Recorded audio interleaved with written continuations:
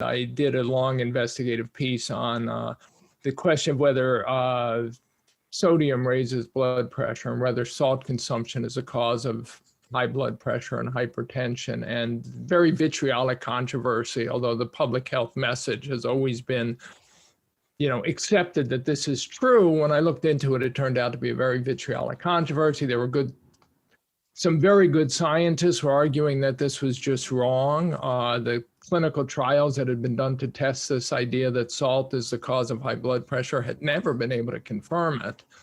Some terrible studies had been done and some terrible science had been done. And one of the worst scientists I ever interviewed, and my second book was called Bad Science, took credit not just for getting America and the world on this low salt diet we were eating, but getting us on the low fat diet.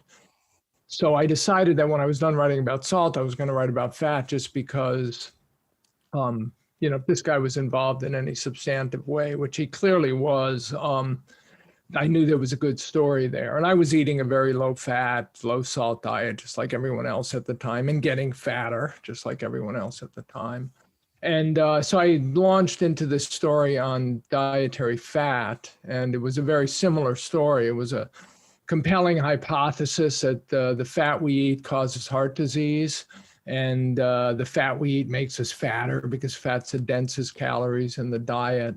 But it just, when you actually went back, which I did, and looked at the studies and talked to the researchers and saw how that thinking evolved, that the hypothesis was never confirmed.